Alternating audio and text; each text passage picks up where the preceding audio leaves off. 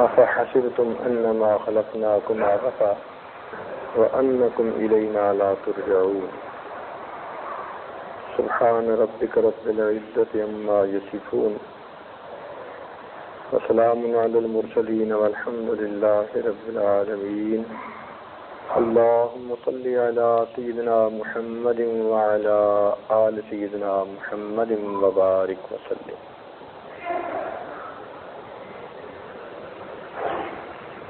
گزشتہ سے وابستہ بات پیش خدمت کی جائے گی. 3 گناہ بہت نمایاں ہیں. ایک شہوت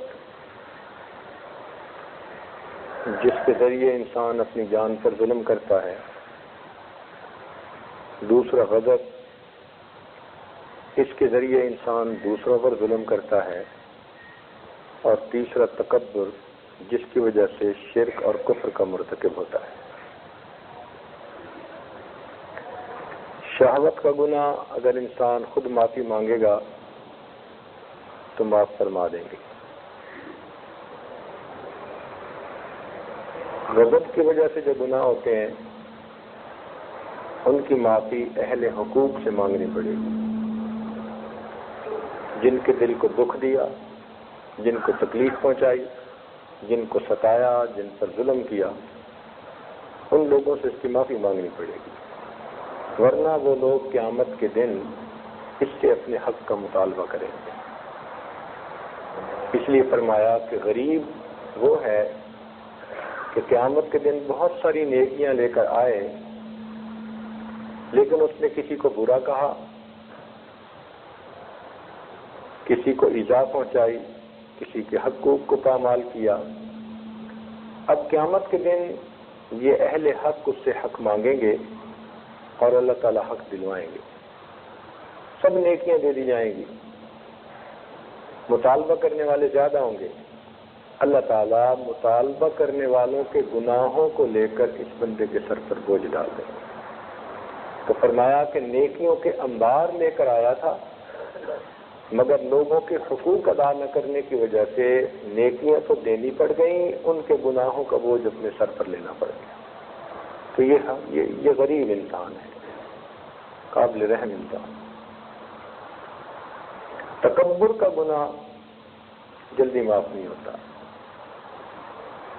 اللہ تعالیٰ فرماتے ہیں الکبریا و ردائی، بڑائی وہ میری چادر ہے،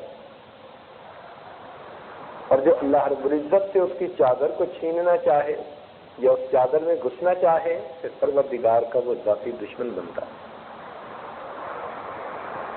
شیطان نے تکبر ہی تو کیا تھا کہ پروردگار کا اتنا اس پر غصہ ہوا کہ فرمایا فخرج منہا فإنک رجیم. اس گناہ سے بہت زیادہ بچنے کی ضرورت ہے. عام طور پر جب پیٹ بھر جاتا ہے پھر انسان تکبر کا مرتکب ہوتا ہے. خالی پیٹ والا انسان کبھی تکبر نہیں کرتا. فرعون کو اگر فاقے آ جاتے تو اس کی خدائی کا غبار نکل جاتا ہے. اس کے پاس شاہی تھی. هذه الانہار تجری من تحتی. قوم کو کہتا تھا کہ ذرا میری شان دیکھو، اتنا بڑا میرا ملک ہے، اس کے اندر اتنے دریا بہتے ہیں، اتنے ریسورسز ہیں، تم میرے بدلے میں ایک ایسے بندے کی بات مانتے ہو ہوا مہین ولا یکاد یبین. دیکھا کیسے تکبر کی باتیں ہیں، اور یہی تکبر اس کو لے ڈوبا. حتیٰ کہ ایک مرتبہ اس کا دل کیا کہ میں موسیٰ علیہ السلام پر ایمان لے آؤں، اور اس نے اپنی بیوی کو بھی بتا دیا. تو بیوی تو پہلے ہی نیک خاتون تھی. اس نے کہا کہ اس کام میں جلدی نہ کر، ابھی جا. یہ اپنے گھر سے چلا محل سے کہ میں آتا ہوں ملاقات کی جگہ پر. راستے میں حامان مل گیا. اور برا دوست انسان کو ڈس لیتا ہے، جیسے سانپ ڈس لیتے ہیں نا، تو بندہ جسمانی موت مر جاتا ہے، کبھی کبھی برا دوست انسان کو ڈس لیتا ہے اور وہ روحانی موت مر جاتا ہے۔ حمان نے پوچھا کہاں جا رہے ہیں؟ کہنے لگا موسیٰ علیہ السلام پر ایمان لانے کے لیے۔ کہنے لگے توبہ توبہ، آپ غلاموں کا غلام بننے کے لیے جا رہے ہیں؟ اس سے تو آگے کا عذاب سہ لینا زیادہ بہتر ہے۔ غلاموں کا غلام یعنی موسیٰ علیہ السلام تو ہمارے غلام بنی اسرائیل، اور جب آپ ان سے ایمان میں آئیں گے تو آپ ان کے غلام بن جائیں گے۔ بس یہ ایک بات اتنی زہریلی تھی کہ دل پہ اثر کر گئی اور ایمان لانے سے باز آئی۔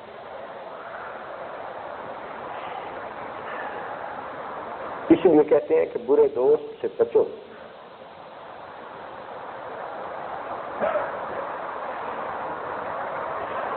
تو تکبر کی وجہ سے انسان بعض اوقات حقیقت کو تسلیم نہیں کرتا، اپنے آپ کو جہنم کا ایندھن بنا دیتا ہے۔ اس لیے اس گناہ سے بچنا بہت ضروری ہے۔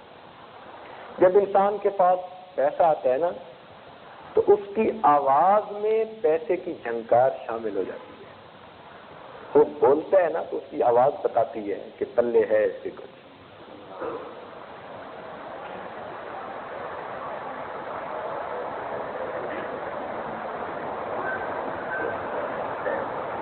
تو پیٹ بھرا انسان تکبر کی باتیں کرتا ہے،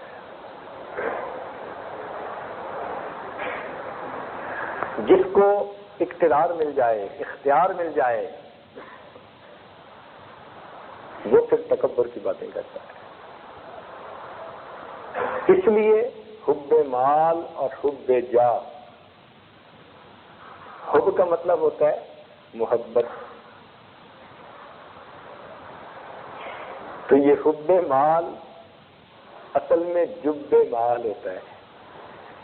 جب سمجھتے ہیں نا، فی ریاضت الجب، کنویں میں ڈال دیا،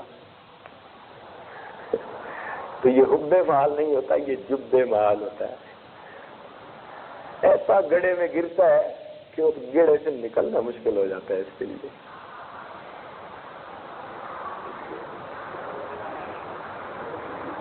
اور انسان ہر چیز پر چوٹ برداشت کر جاتا ہے، اپنی جاہ پہ چوٹ برداشت نہیں کرتا، تڑپتا ہے، انتقام لیتا ہے۔ اور یہ تکبر اللہ رب العزت کے نزدیک اتنا ناپسندیدہ گناہ ہے کہ باقی گناہوں کا عذاب تو آخرت میں دیں گے، تکبر ان گناہوں میں سے ہے جس کا عذاب آخرت میں بھی ہوگا، دنیا میں بھی اس بندے کو دیا جائے گا۔ متکبر آدمی کو موت نہیں آ سکتی جب تک کہ اس کے تکبر کی اس کو سزا دنیا میں بھی نہ مل جائے۔ یہ ایسا گناہ ہے۔ دو گناہ علماء نے لکھے ہیں، ایک ماں باپ کی نافرمانی اور ایک تکبر۔ جو ماں باپ کا نافرمان ہوگا موت سے پہلے اس کی سزا پا لے گا، اور تکبر اس کی سزا بھی۔ متکبر اللہ کا نافرمان اور یہ ماں باپ کا نافرمان، تو دونوں کو سزا ملتی ہے۔ چنانچہ ایک فرسٹ کلاس گزٹڈ آفیسر کا واقعہ آپ کو میں سناؤں، جس کے پاس جائز ناجائز پیسے کے انبار لگ گئے تھے۔ اس نے ایک بڑی کوٹھی خریدی اور مسجد کے قریب خریدی۔ مؤذن نے فجر کی اذان دی، اس کی آنکھ کھل گئی۔ اس نے اگلے دن مؤذن کو بلا کے کہا کہ فجر کی اذان سپیکر پہ نہ دیا کرو۔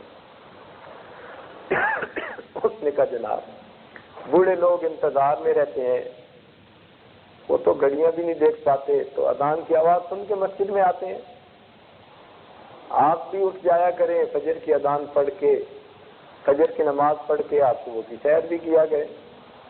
اس نے کہا تجھے کہہ دیا ہے آج کے بعد اذان نہ دینا۔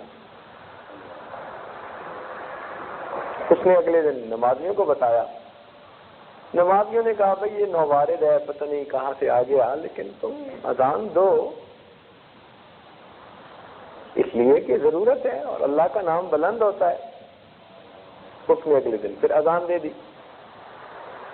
بس یہ اسی وقت اٹھ کے آیا مسجد کے اندر اور اس کو کہنے لگا کہ تیرے جیسے کئی لوگوں کو تو میں خرید کے ختم کر دوں۔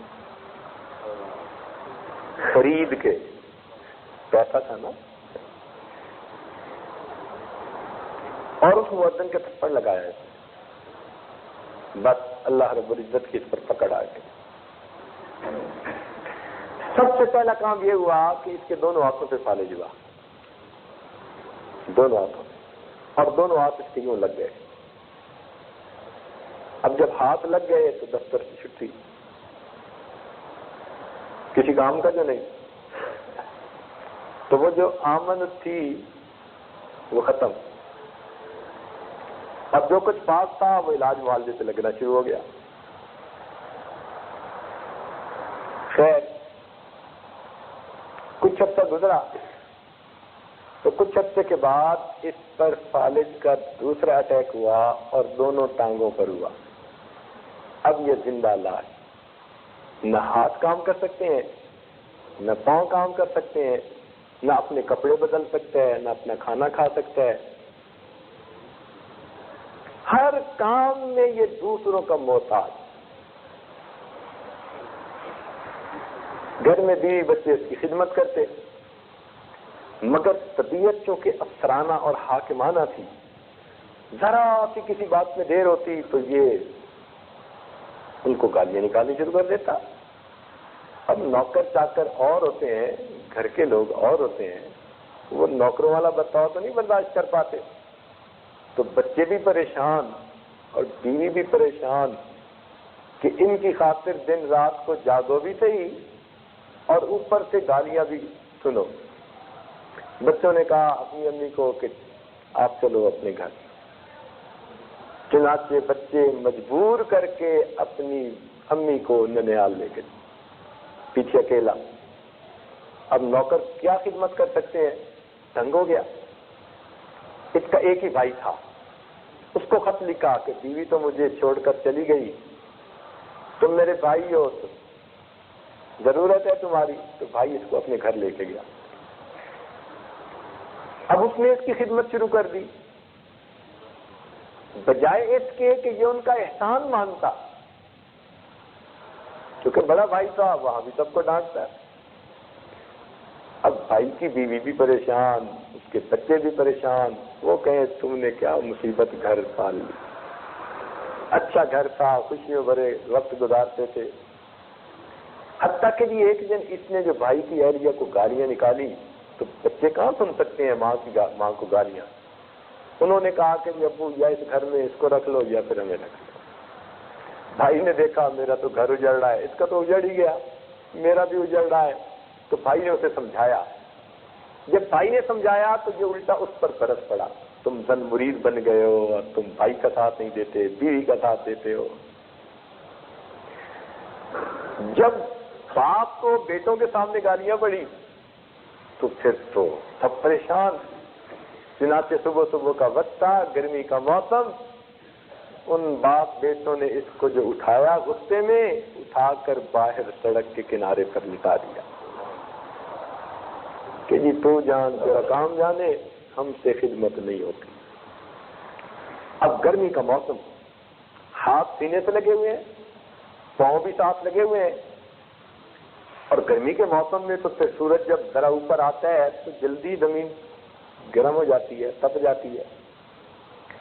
اب رات کا بھی کھانا نہیں ملا تھا، صبح کا وقت بھی ہو گیا، بھوک بھی لگی ہے، پیاس بھی لگی ہے۔ اب پریشان ہو کے اللہ کے نام پہ مانگنا شروع کر دیا۔ وہ اللہ جس کا نام بلند ہوا تھا تو یہ کہتا تھا میری نیند میں خلل واقع ہوتا ہے، آج سڑک کے کنارے لیتے ہوئے اس نے اس اللہ کے نام پر بھیک مانگنی شروع کر دی، اللہ کے نام سے دے دو، اللہ کے نام سے دے دو۔ گزرتے ہوئے کسی نوجوان نے اس کو 2 روپے دے دیے، یہ کہنے لگا بچہ میں اس کو کیا کروں گا، تو مجھے کچھ کھانے کی چیز لا کے دو، میں تو نہیں لا سکتا۔ خیر وہ بھلا انسان تھا، اس نے قریب سے روٹی لا کے اس کو دے دی۔ اب کھانا مشکل، یہ کہ مجھے کھلاؤ، وہ کہ جی میں تو ڈیوٹی پہ جا رہا ہوں، مجھے وہاں پہنچنا ہے، تو میں تو نہیں کھلا سکتا، میں تو یہ رکھ کے جا رہا ہوں۔ اب جب وہ زمین پر رکھنے لگا تو یہ پکڑ تو سکتا نہیں تھا، کہنے لگا اچھا مجھے پکڑا تو دو۔ اب کہاں پکڑے، ہاتھ کی انگلیاں تو لگی ہوئی ہیں اور پاؤں ویسے سینے پر آئے ہوئے تھے۔ اب اس نے کیا کیا کہ اپنے دائیں پاؤں کے انگوٹھے اور انگلی میں روٹی کو پکڑا اور اپنے منہ سے نوچ کے کھانے لگا۔ جس طرح کتا روٹی کھاتا ہے کہ اپنے پاؤں میں روٹی کو پکڑ کر منہ سے نوچتا ہے، یہ انسان سڑک کے کنارے اپنے پاؤں میں روٹی پکڑ کر اپنے منہ سے نوچتے رہے۔ کذالک العذاب ولعذاب الآخرۃ اکبر۔ یہ اللہ رب العزت دماغ سیدھا کرتے ہیں۔ تو متکبر آدمی کو تو لازمی اس دنیا میں سزا مل جاتی ہے۔ دنیا داری کی بات نہیں، دین کے معاملے میں بھی اگر کوئی عجب اور تکبر میں آ جائے اس کا بھی دماغ سیدھا کر دیتے۔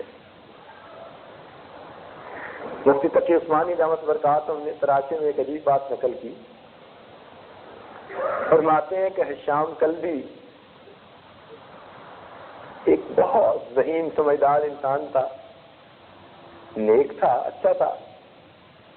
ایک دفعہ دوستوں میں بیٹھے ہوئے بات چل پڑی کہ یہ حافظ ہے، یہ حافظ ہے، یہ حافظ ہے، اور یہ تو حافظ نہیں فقط عالم ہے۔ تو اس نے ارادہ کر لیا کہ میں حفظ کروں گا۔ اس وقت سے لے کے قرآن پاک وہ بیٹھا اور 3 دن کے بعد پورے قرآن پاک کا حافظ بن چکا تھا۔ اللہ تعالیٰ نے اس کو ایسی ذہانت دی تھی، اب سارے لوگوں میں معروف مشہور ہو گیا، یہ بات پھیلتی چلی گئی، پھیلتی چلی گئی۔ اب اپنی بات وہ نقل کیا کرتا خود، کہتا کہ مجھ سے زندگی میں ایک ایسا اچھا کام ہوا کہ وہ بھی کوئی نہیں کر سکتا، اور ایک ایسا برا کام ہوا کہ وہ بھی کوئی نہیں کر سکتا۔ تو کسی نے کہا وہ کہتے ہیں نیک کام تو یہ کہ 3 دن میں قرآن پاک کا حافظ بن گیا۔ پھر کیا ہوا؟ کہنے لگا لوگوں نے تعریفیں شروع کر دی، ہر طرف تعریفیں ہیں، نیک اچھی باتیں ہیں۔ کہنے لگا میرے اندر تھوڑی سی میں آ گئی، خود پسندی آ گئی، عجب آ گیا، اور ایک محفل میں نے بھی ذرا ایسے بات کر دی کہ بھائی ہر بندہ ایسا نہیں کر سکتا جو میں نے کر کے دکھا دیا۔ جمعے کا دن تھا، جمعہ پڑھانے کی تیاری کرنے لگا، کہنے لگا گھر آیا، تیاری کرنے لگا، اور سنت ہے کہ ایک مشت سے زیادہ اگر لمبے بال ہو تو انسان ان کو برابر کر سکتا ہے، صاحب ہدایہ نے اسے سنت لکھا ہے۔ تو کہنے لگا کہ میرے دل میں خیال آیا کہ میں بھی مشت سے اوپر جو بال ہیں ان کو ذرا برابر کر لوں۔ چنانچہ میں اٹھا اور میں نے کینچی پکڑی اور ایک مشت برابر میں نے لی، اور میں چاہتا تھا کہ کاٹوں، تو جیسے ہی کینچی اٹھائی مجھ سے ایسی بھول ہوئی کہ نیچے سے کاٹنے کی بجائے اوپر سے کاٹ بیٹھا۔ اب آگے جمعہ پڑھانا تھا اور اتنی سی ریچھ، اب جس نے دیکھا اسی نے لعنت کی، اسی نے ملامت کی۔ کہنے لگا میرے عجب کی سزا اللہ رب العزت نے اسی وقت مجھے دی۔ تو تکبر کی سزا فوراً ملتی ہے، عجب کی سزا فوراً ملتی ہے۔ اس لیے حدیث پاک میں آتا ہے کہ مہلکات جو ہے نا، انسان کو ہلاک کر دینے والی چیزیں، ان میں سے ایک ہے وَإِعْجَابُ الْمَرْءِ بِنَفْسِهِ، انسان کا اپنے آپ کو پسند کرنا، خود پسندی، عجب میں آ جانا، یہ چیز انسان کو ہلاک کر ڈالتی ہے، اور یہی تکبر ہے۔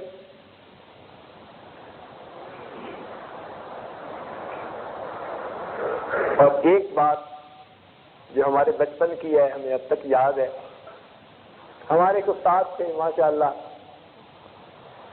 قرآن مجید کے بہت اچھے حافظ تھے اور اللہ نے ان کو لہن ایسا دیا تھا کہ لہن داؤدی کی یادیں تازہ ہوتی تھی۔ ایک مرتبہ انہیں کسی نے کہہ دیا حضرت آج قرآن سنا دے، اللہ تعالیٰ کی شان، قرآن سنانے کھڑے ہوئے اور انہوں نے سارا قرآن بغیر غلطی کے سنایا 2 رکعت کے اندر۔ لیکن کیا ہوا کہ جب سورہ اخلاص پڑھنے لگے تو متشابہ لگ گیا، قل هو اللہ احد، یہ سورت جو عوام کو یاد ہے، اچھا اٹک کے نکالنے لگے تو پھر نہ نکلے، حتیٰ کہ غیر حافظ آدمی نے پیچھے سے لقمہ دیا اور غیر حافظ کا لقمہ لے کر انہوں نے اس کو مکمل کیا۔ اب نماز کے بعد پسینہ اور رو بھی رہے ہیں، نیک متقی پرہیزگار تھے۔ تو پوچھا دوستوں نے کہ حضرت آج کیا بنا؟ فرمانے لگے کہ اللہ کے لیے میں نے قرآن سنایا، لیکن جب میں سورت تبت یدا پڑھ رہا تھا میرے نفس کے اندر ایک خوشی سی کیفیت پیدا ہوئی کہ میرے پورے قرآن میں حفاظ کے پیچھے قطار کھڑی ہے، کوئی ایک آدمی بھی غلطی نہ نکال سکا۔ یہ میرے دل میں خیال آیا، اللہ نے قل هو اللہ والی صورت میں متشابہ لگا دی۔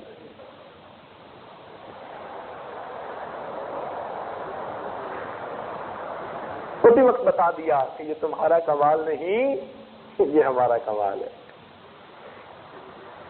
یہ تمہارا کمال نہیں، یہ ہمارا کمال۔ تو خود پسندی کی بات جب آ جاتی ہے نا تو بس اللہ تعالیٰ پھر اسی وقت مزہ دکھا دیتے۔ اسی لیے اللہ والوں کی تو ایسی باتوں پہ بھی پکڑ ہو جاتی ہے۔ ایک بات ذہن میں رکھنا، عوام الناس کی پکڑ ہوتی ہے جب وہ کبائر کے مرتکب ہوتے ہیں، عوام الناس کی پکڑ ہوتی ہے جب وہ کبائر کے مرتکب ہوتے ہیں، کبیرہ گناہ کے مرتکب ہوتے ہیں۔ سالک کی پکڑ ہوتی ہے جب وہ اوراد و وظائف کو چھوڑنے کا مرتکب ہوتا ہے، محروم ہو جاتا ہے۔ من لا ورد لہ لا وارد لہ، جس کا ورد وظیفہ نہیں اس پر کوئی واردات نہیں۔ اور آج تو جس سے بھی پوچھو بھائی ذکر مراقبہ کرتے ہو، کہتے ہیں جی وقت نہیں ملتا۔ واہ جی واہ، مجنو سے پوچھو لیلا کو یاد کرتے ہو، مجنو جواب دے گی فرصت نہیں ملتی۔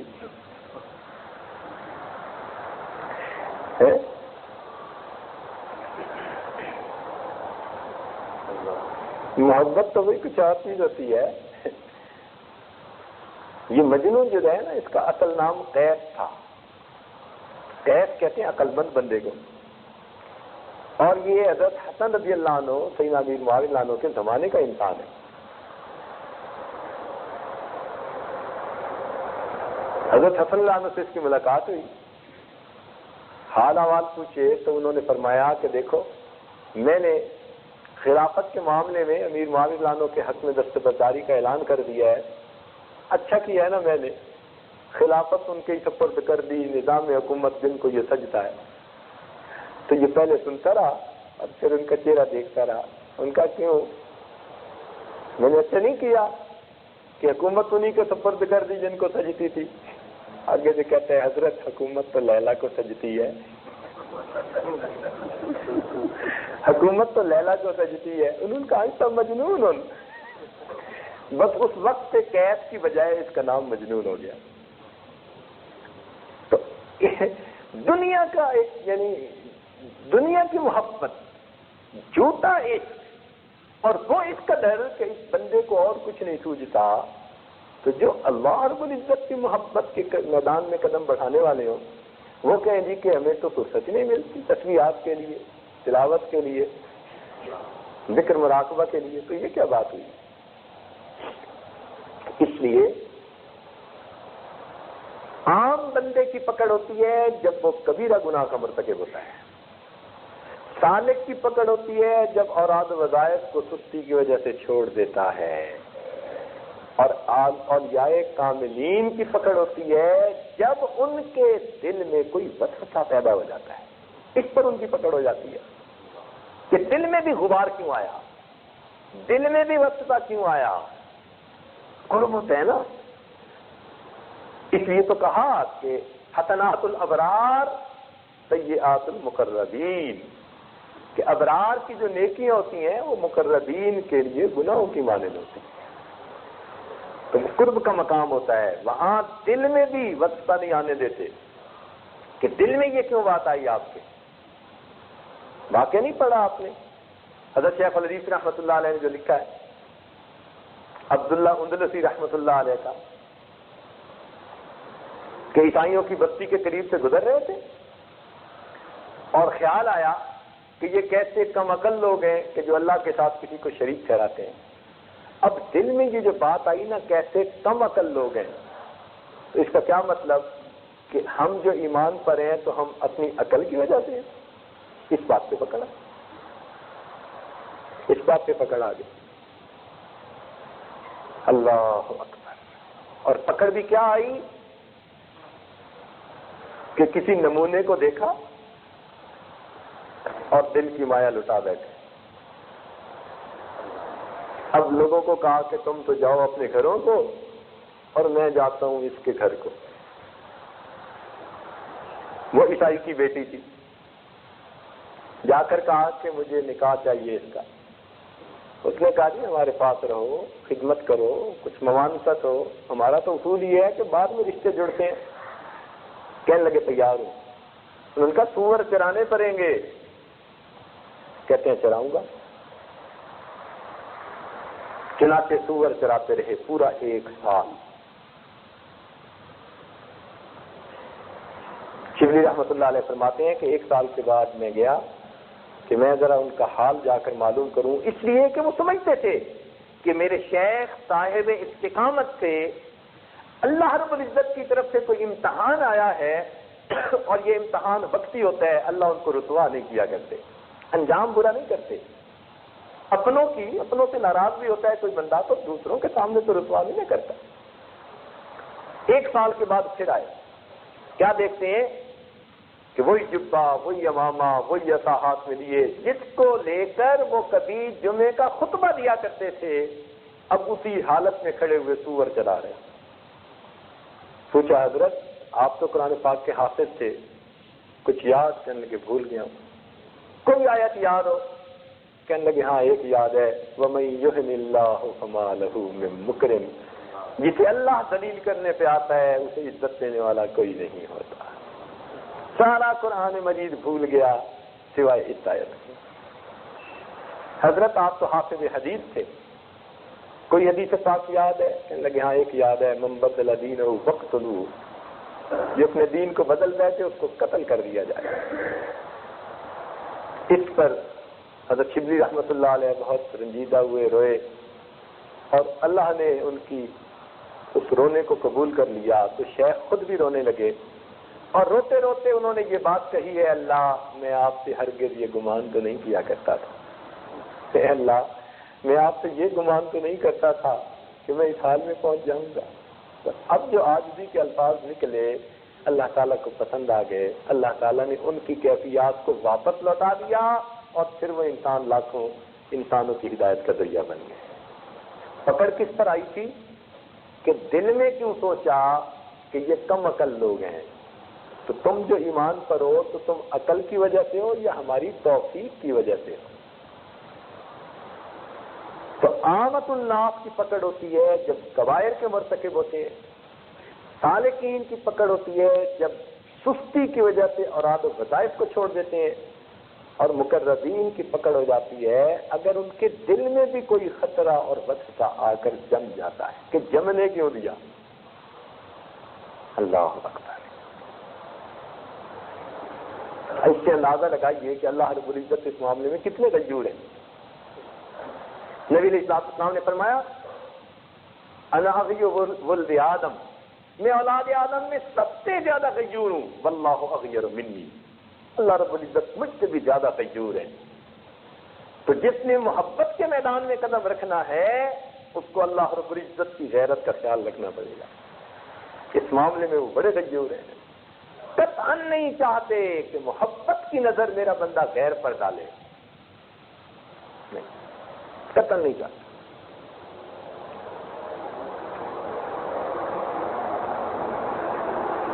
ایک بزرگ فرمایا کرتے تھے کہ ہمیں تو توحید ایک عورت نے سکھائی، ایک دھوبن نے سکھائی. کسی نے پوچھا وہ کیسے؟ کہنے لگے کہ وہ اپنے خاوند سے لڑ رہی تھی، جھگڑ رہی تھی، کہہ رہی تھی کہ دیکھ تیرے گھر میں میں نے فاقے برداشت کیے، تنگی برداشت کی، دکھ برداشت کیے، ہر طرح کی قربانی دی، اور میں تیری خاطر ہر قربانی دینے کے لیے اب بھی تیار ہوں، لیکن اگر تو یہ چاہے کہ میرے سوا کسی اور سے نکاح کر لے، اس بات کو میں کبھی قبول نہیں کرتا. کہنے لگے اس عورت کی بات سن کر میں نے قرآن پر نظر ڈالی تو مجھے حکم خدا سامنے آیا، ان اللہ لا یغفر ان یشرک بہ ویغفر ما دون ذلک لمن یشاء، کہ اللہ تعالیٰ شرک کے گناہ تو معاف نہیں کریں گے، اس کے سوا جو بھی گناہ کرے گا اللہ تعالیٰ ہر گناہ کو معاف فرما دے. تو وہ عورت بھی تو یہی کہہ رہی تھی نا کہ ہر قربانی دینے کے لیے تیار ہو، میری محبت میں کسی کو شریک نہیں بنانا. تو جب عورت نہیں برداشت کر سکتی، اللہ رب العزت کیسے برداشت کر؟ ایک اور بزرگ اسی طرح فرماتے تھے. تو کسی نے پوچھا حضرت آپ کے ساتھ کیا واقعہ پیش آیا؟ کہنے لگے ایک عورت آئی اور مجھے کہنے لگی کہ فتویٰ دیجئے کہ میرا خاوند دوسرا نکاح نہیں کر سکتا. میں نے کہا اس کو شریعت حق دیتی ہے، میں کیسے لکھ کے دے دوں؟ تو اس نے ٹھنڈی سانس لی اور کہنے لگی حضرت شریعت مانے ہے، اگر میں اپنا نقاب آپ کے سامنے کھولتی اور آپ میرے حسن و جمال کو دیکھتے، آپ مجبور ہو جاتے کہ جس کی بیوی اتنی خوبصورت ہے اس کو دوسرا نکاح کرنے کی اجازت نہیں. فرمایا وہ تو بات کر کے چلی گئی، مجھے توحید سکھا گئی کہ اگر کسی عورت کو حسن و جمال ملا، وہ کہتی ہے میں جس کی بیوی ہوں اس کو دوسرے نکاح کی اجازت نہیں، تو جو خالق کے حسن و جمال ہے وہ کہاں برداشت کرتا ہے کہ میں جس کا پروردگار ہوں وہ میرے سوا کسی اور کو محبت کی نظر سے دیکھتا تھا. اللہ رب العزت ہرگز اس کو پسند نہیں فرماتا محبت کی نظر اٹھے کسی. اس لیے اللہ رب العزت سے امتحان ڈال دیتے ہیں. اچھا آپ دیکھیے گا، حضرت ابراہیم علیہ السلام کے اوپر امتحان آیا. حضرت ابراہیم علیہ السلام کے اوپر امتحان آ گیا. اس کی وجہ کیا بنی تھی؟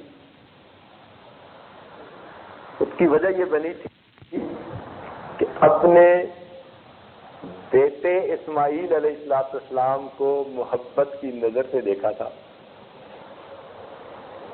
اب جب بیٹے کو محبت کی نظر سے دیکھا تو حکم خداوندی آیا کہ میرے پیارے اس کو ذرا ذبح کر دو. اب جب ذبح کا حکم ہوا تو آخر اللہ کے پیغمبر علیہ السلام سے ذبح کرنے کے لیے تیار ہو گئے. جب بیٹا بھی تیار، دونوں تیار، فلما اسلما، جب دونوں نے یہ بات ٹھان لی، باپ نے قتل کرنے یعنی ذبح کرنے کے لیے اور بیٹے نے ذبح ہونے کے لیے، وَتَلَّهُ لِلْجَبِينِ، اور باپ نے ان کو جبین کے بل لٹا بھی دیا، کروٹ کے بل. للجبہ جبینان، یہ جبہ اور یہ جبینان، تو جبین کے بل لٹا دیا.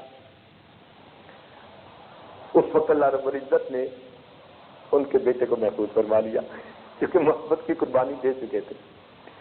جب محبت کی نظر سے دیکھا تو قربانی مانگی، اور جب قربانی کے لیے تیار ہو گئے اور چھری چلاتے ہیں، پروردگار نے بیٹے کو قربان ہونے کی بجائے بیٹے کو محفوظ کر کے دکھا دیا کہ ہم بیٹے کو قربان نہیں کرنا چاہتے تھے، ہم تو محبت کی اس نظر کا امتحان چاہ رہے تھے. حضرت یعقوب علیہ السلام نے بیٹے سے محبت کی کہ نہیں کی؟ بیٹے سے محبت کی. نتیجہ کیا نکلا؟ بیٹے کو کنویں میں ڈلوا دیا، اور کنویں میں ڈلوا کے پتہ ہی نہیں چلنے دیا کہ بیٹا کہاں ہے. اب آتے ہیں بھائی جھوٹ موٹ کا رونا، روتے روتے وجاؤ اباہم عشاء یبکون، کہنے لگے جی کہ وہ تو فاکلہ الذئب، اسے بھیڑیا کھا گیا۔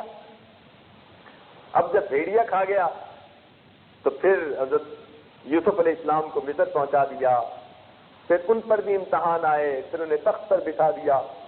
حضرت یعقوب علیہ السلام اتنا روئے وَابْيَضَّتْ عَيْنَاهُ مِنَ الْحُزْنِ، اس غم، بیٹے کی جدائی کے غم کی وجہ سے ان کی آنکھیں سفید ہو گئی، بینائی چلی گئی۔ جن آنکھوں سے بیٹے کو محبت کی نظر سے دیکھتے تھے، بیٹا بھی چھین لیا، بینائی بھی چھین لی، روتے ہیں۔ حتیٰ کہ ایک دوسرا بیٹا اس کا بھائی تھا بنیامین، وہ بھی گیا۔ اور جب بچوں نے آگے بتایا کہ اس نے چوری کی اور اس کو پیچھے روک لیا گیا، تو باپ نے اس وقت کیا جواب دیا؟ فرمانے لگے فصبر جمیل۔ اب جب یہ صبر جمیل کے لفظ کہے اور آگے سے فرمایا انما اشکو بثی وحزنی الی اللہ، سبحان اللہ سبحان اللہ۔ اب اللہ کی طرف متوجہ ہو کر کہا کہ اللہ، اپنے دل کا غم اور شکوہ بس آپ ہی کے سامنے کہتا ہوں۔ جب اللہ کی طرف اس طرح متوجہ ہو کر کہا، پروردگار نے یوسف علیہ السلام کو بھی واپس لوٹا دیا، ان کی بینائی بھی واپس عطا فرما دی۔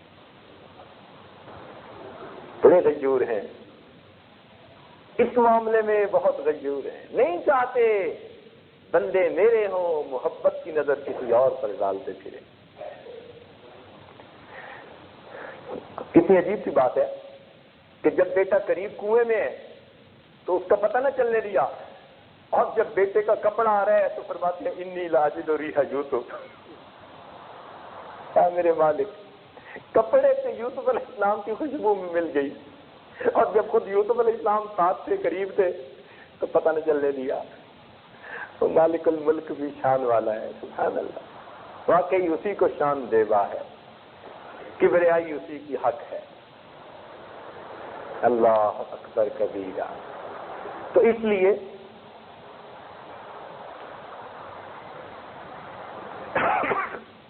حضرت ابراہیم علیہ السلام نے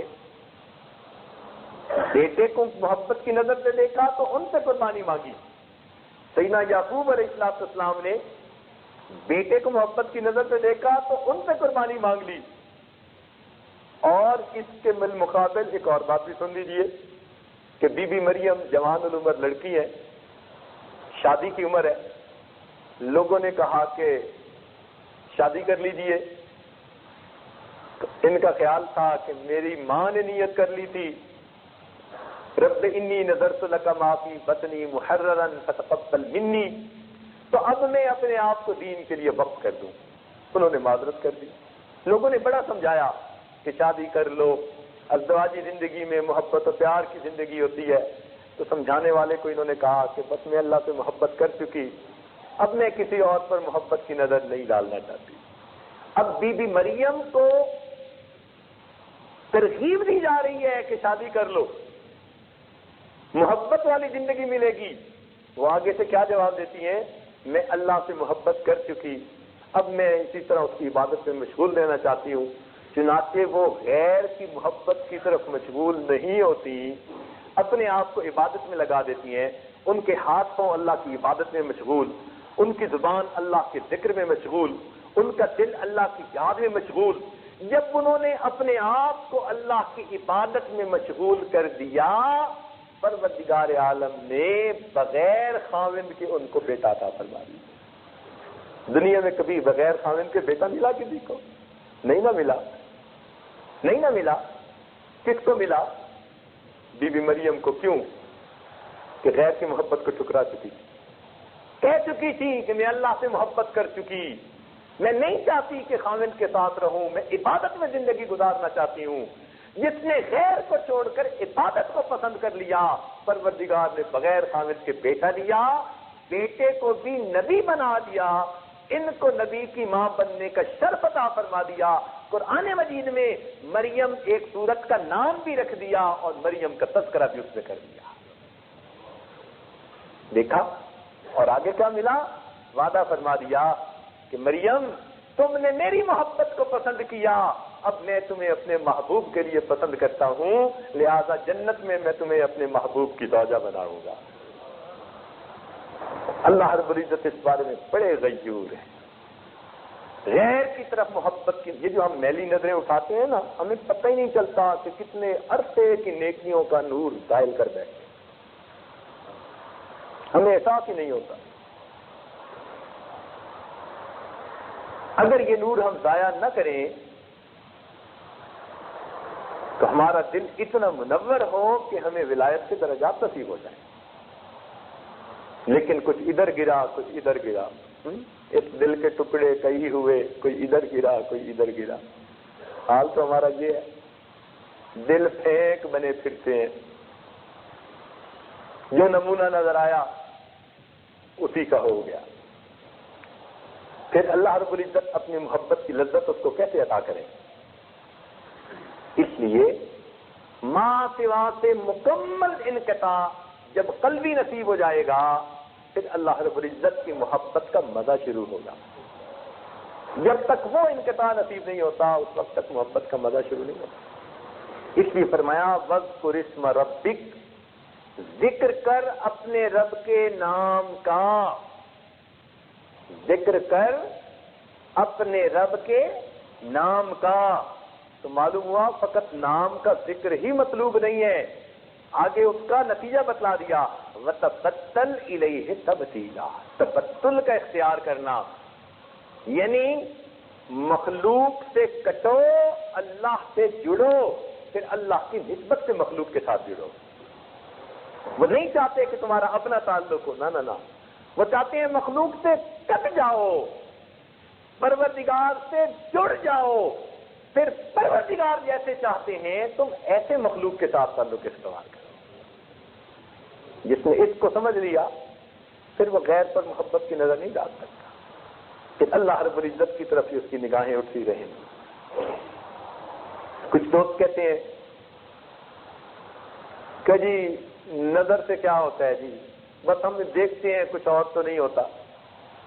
نظر ہی ابتدا ہوتی ہے، النظر سہم من سہام ابلیس، حدیث پاک میں فرمایا کہ یہ نظر یہ ابلیس کے تیروں میں سے ایک تیر ہوتا ہے۔ نظر ہی انسان کو تباہ کرتی ہے۔ ایک تو مثالیں ذرا سن لیجیے، بتائیے حضرت آدم علیہ السلام اگر شجر ممنوعہ کی طرف نہ دیکھتے تو بھول ہوتی؟ بتائیے، دیکھا تھا تو بھول ہو گئی تھی نا۔ اگر نظر ہی نہ ڈالتے شجر ممنوعہ پر کہ منع جو کر دیا گیا تو بھول ہی نہ ہوتی۔ تو نظر کا ڈالنا اس بھول ہونے کا سبب بن گیا۔ اچھا دیکھیے، اگر زلیخا یوسف علیہ السلام پر نظر نہ ڈالتی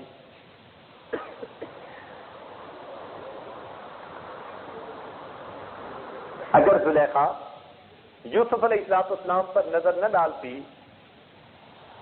تو پھر سارا واقعہ پیش آتا۔ جو کہہ بیٹھی تھی صحیح تلک، تو اس کو پھر یہ ذلت برداشت کرنی پڑتی؟ نہیں نہ کرنی پڑتی۔ نظر کر بیٹھی اور اس نظر کی وجہ سے امتحان میں پھنس گئی۔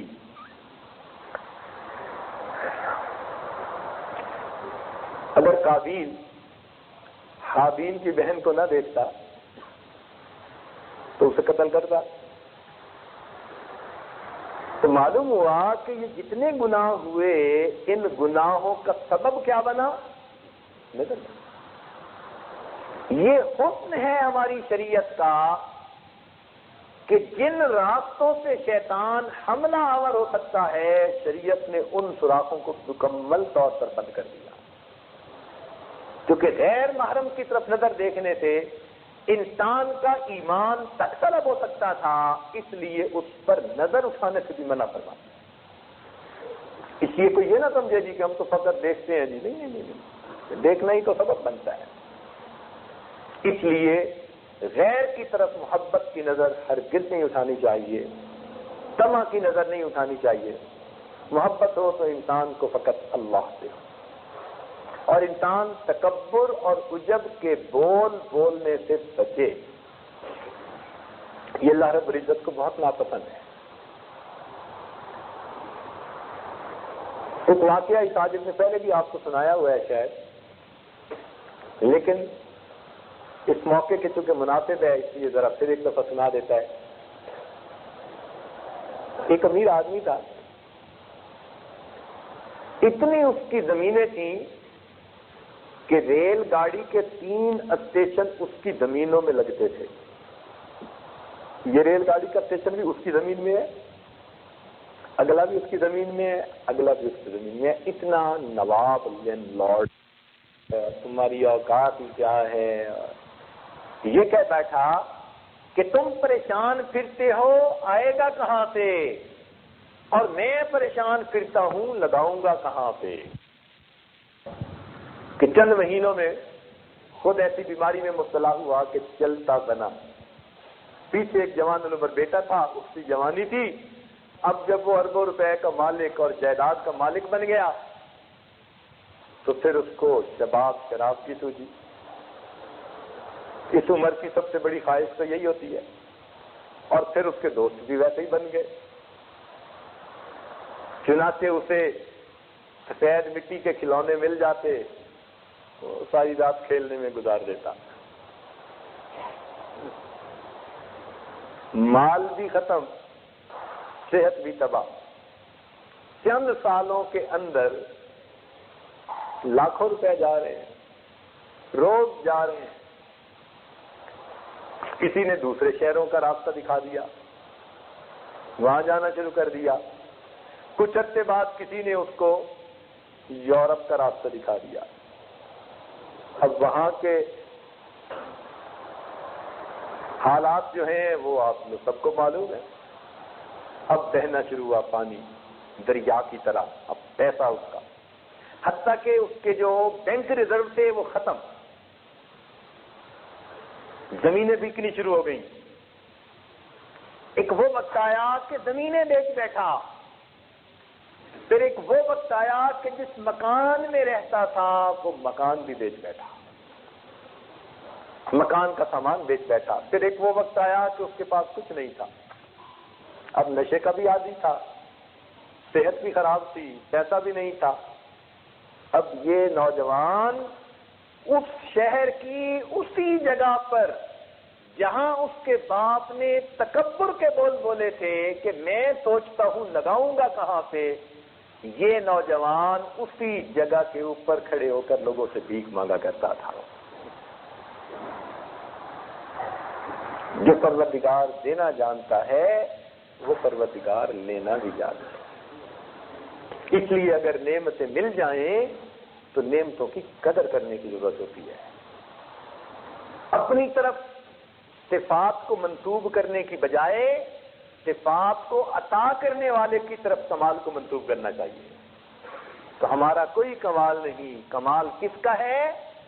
کمال والے کا ہے۔ یہ سبق یاد رکھیے، ہمارے مشائخ خانقاہوں میں یہ سبق اچھی طرح یاد کرواتے ہیں کہ ہمارا کوئی کمال نہیں، کمال کس کا ہے؟ کمال والے کا ہے۔ کوئی آپ کو خوبی نظر آئے بندے اپنے میں دوسروں میں، ہمیشہ انتساب کس کی طرف کریں؟ اللہ کی طرف۔ ہمارا کوئی کمال نہیں، کمال کس کا ہے؟ کمال والے کا ہے۔ تو جب یہ کیفیت ہوتی ہے تو پھر اللہ تعالیٰ نعمت دیتا ہے تو بندہ سجدے میں سر جھکاتا ہے، پھر عاجزی اور فریاد کرتا ہے، بندگی کرتا ہے، میرے مالک میں تو اس قابل نہیں تھا، یہ تو آپ کی رحمت ہوئی، آپ کا کرم ہوا، آپ کی مہربانی ہوئی۔ اور پھر پروردگار اس بات کو پسند فرماتے ہیں کہ میرے بندے نے کمال کو میری طرف منسوب کیا۔ اس لیے تکبر ایک ایسی بیماری ہے کہ جس کے ساتھ کوئی آدمی جنت میں داخل نہیں ہو سکتا۔ ارشاد فرمایا من کان فی قلبہ مثقال ذرۃ من کبر، لا يدخل الجنہ، جنت میں وہ بندہ داخل نہیں ہو سکتا جس کے دل میں ذرہ کے برابر بھی تکبر ہوگا۔ اس لیے قرآن پاک میں کیا فرمایا؟ کذالک یطبع اللہ علی قلب کل متکبر جبار۔ دیکھا، اللہ تعالیٰ مہر جباریت لگا دیتا ہے دلوں کے اوپر، دلوں کو سخت کر دیتا ہے جب بندہ تکبر کرتا ہے۔ اس لیے ہم اس گناہ سے بہت بچیں، ہر وقت ڈرتے رہیں اپنے پروردگار سے، اس کی عظمت کا استحضار ہو ہمارے دلوں میں۔ جو اللہ رب العزت دوسروں کی زبان سے تعریفیں کروا سکتا ہے، وہ دوسروں کے ہاتھوں سے سر پہ جوتے بھی لگوا سکتا ہے۔ اس لیے ہمیشہ معافی مانگتے رہیں، کریں اور کرنے کے بعد پھر ڈریں، عمل بھی کریں اور عمل کرنے کے بعد پھر ڈریں کہ اللہ یہ توفیق چھین نہ لیجیے گا۔ یہ ہے عاجزی، یہ ہے اللہ رب العزت کی کو پسندیدہ چیز۔ تو اس لیے یہ تین گناہ یقیناً بڑے اہم ہیں۔ ان کی تفصیل اس لیے زیادہ کر دی کہ ہم ان سے بچ سکیں، اس لیے کہ یہ انسان کی تباہی کا سبب بن جاتے ہیں۔ اللہ اکبر کبیرہ، اللہ اکبر کبیرہ۔ ایک واقعہ پیش آیا، ایک جگہ جانا ہوا، اللہ اکبر، میں وہ واقعہ سوچتا ہوں میرے اپنے رونگٹے کھڑے ہوتے ہیں۔ ایک وکیل صاحب تھے وہاں، اور وہ وکیل صاحب ڈائریا بن گئے۔ اب وہ کسی کی بات ہی نہ مانتے، نہ ماں کی، نہ باپ کی، نہ بھائی کی، نہ رشتہ داروں کی، نہ دوستوں کی۔ اور پھر ڈہریا ہی نہ رہے، اللہ تعالیٰ کی شان میں اس بندے نے بکواس کرنی شروع کر دی۔ کہتا تم ڈرتے ہو، میں نہیں ڈرتا۔ یہ باتیں کہ تم ڈرتے ہو، میں نہیں ڈرتا، ایسی ایسی باتیں۔ خیر وہ لائے، کہنے لگے جی ان کو آپ کچھ سمجھائیں۔ خیر اس کو سمجھایا۔ پہلے تو وہ سائنس چھیڑ کر بیٹھنے لگے کہ شاید ان مولانا صاحب کو سائنس کا پتہ نہیں ہوگا تو میں جلدی غالب آ جاؤں گا۔ اب جب ان کی وہ survival of the fittest, law of natural selection اور ڈارون تھیوری جب اس کا جواب مل گیا تو وہ سمجھ گئے۔ پھر انہوں نے ایک طریقہ اختیار کیا، کہنے لگے جی بس میں تو جس چیز کو نہ دیکھوں میں اسے نہیں مانتا۔ اس کا مطلب یہ تھا کہ اللہ تعالیٰ تو نظر آ نہیں سکتا تو میرے لیے انکار کرنا آسان ہے۔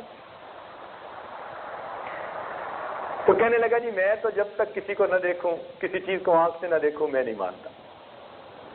اب ہم بھی سمجھے کہ بھائی یہ کھیر ٹیڑھی انگلی سے نکالنے والی ہے، سیدھی انگلی سے نہیں نکلے گی۔ بڑا اس کو سمجھایا، نہ مانا۔ اب اس کے بھائی والدین سب بیٹھے ہوئے ہیں، بالآخر مجبور ہو کے کہنا پڑا۔ میں نے کہا بھائی اس بات سے پکے ہو کہ جس چیز کو آپ نے آنکھوں سے نہیں دیکھا آپ اس کو ہرگز نہیں مانتے؟ کہنے لگا جی میں پکا ہوں، میں قول دیتا ہوں، میں سب کے سامنے کہہ رہا ہوں کہ جس کو میں نے خود اپنی آنکھوں سے نہیں دیکھا میں اس چیز کو ہرگز نہیں مانتا۔ جب اچھی طرح پکا کر لیا، میں نے کہا آپ کا نام کیا ہے؟ کہنے لگا فلاں۔ میں نے کہا آپ کے والد کا نام؟ کہنے لگا فلاں، آنکھوں سے دیکھا تھا۔ بھئی آپ کیسے کہہ رہے ہو کہ فلاں آپ کے والد ہیں؟ آپ کیسے کہتے ہو؟ آپ نے آنکھوں سے دیکھا تھا؟ کہتے نہیں۔ تو آج کے بعد پھر اس کا نام لکھنا چھوڑ دو۔ اب باپ بھی پاس بیٹھا تھا، کہتے بالکل حضرت آپ نے ٹھیک کہا، اس کو کہیں کہ یہ آج کے بعد لکھا کرے کہ یہ میرا نام ہے اور باپ کا مجھے کوئی پتہ نہیں۔ اب بھائی بھی ساتھ تھے، اب سب گرم کہ آج کے بعد تو خبر اگر والد کا نام لکھا اپنے نام کے ساتھ، اب اس کی پبلک انسلٹ ہونی شروع ہو گئی۔ تو خیر بجائے اس کے کہ اللہ کی طرف سے اس کو ہدایت ملتی، وہ کہنے لگا کہ جی آپ لوگ جو مرضی کہتے رہیں، میں نے نہیں ماننا۔ جب اس نے کہہ دیا نا جو مرضی کہتے رہے میں نے نہیں ماننا، تو کیا مطلب تھا کہ گفتگو کا دروازہ بند ہے۔ میں نے اس کے بھائیوں سے کہا اب اس کے دن تھوڑے ہیں، اس کے دل پر مہر لگ چکی ہے اور اب اس کے دن تھوڑے ہیں۔ میری بات یاد رکھنا کہ اس کے دن تھوڑے۔ اور واقعی چند مہینوں کے بعد ہم نے سنا کہ وہ وکیل ایک ایسی بیماری میں مبتلا ہوا کہ اس کو ابکائی آتی تھی اور اس کے منہ کے راستے پاخانہ نکلا کرتا تھا۔ 7 دن تک ہسپتال میں یہی حال رہا، ابکائی آتی اور منہ کے راستے پاخانہ نکلتا۔ مجھے ایک ڈاکٹر نے اس بیماری کا نام بھی بتایا کہ یہ اس بیماری کا نام ہے۔ اس منہ کے ساتھ وہ اپنے پروردگار کی شان میں گستاخیاں کرتا تھا، پروردگار نے اس منہ کو گند اور نجاست کے ساتھ بھر کے دکھا دیا۔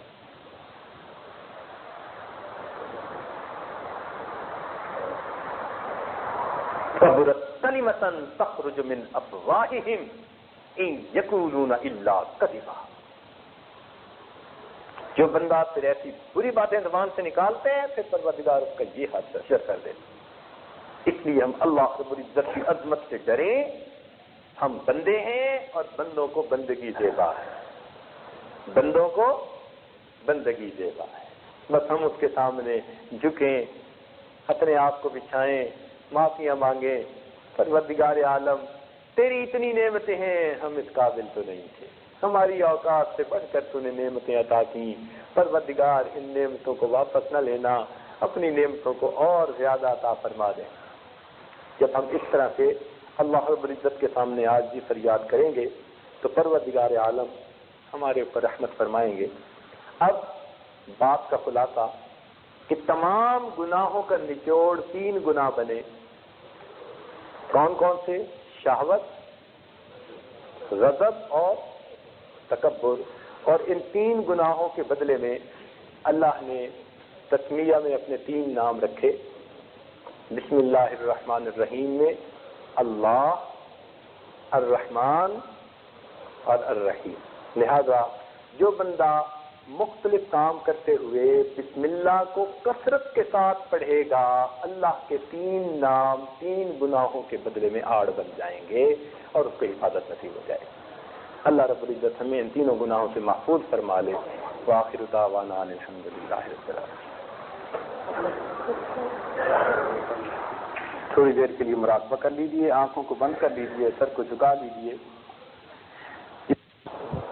سبحان ربی العظیم، اللہم صل علی سیدنا محمد وعلی آل سیدنا محمد وبارک وسلم۔ ربنا ظلمنا انفسنا وان لم تغفر لنا وترحمنا لنکونن من الخاسرین۔ اے مالک ہمارے گناہوں کو معاف فرما، رب کریم ہمارے حال پر رحمت کی نظر فرما۔ اے اللہ ہم ظاہر میں بندے ہیں، حقیقت میں نہایت گندے ہیں۔ اللہ ہمارے اندر کی گندگیوں کو دور فرما، دلوں کی ظلمت کو دور فرما، دلوں کی سختی کو دور فرما، ہمارے دلوں کو منور فرما، ہمارے دل کی دنیا کو آباد فرما۔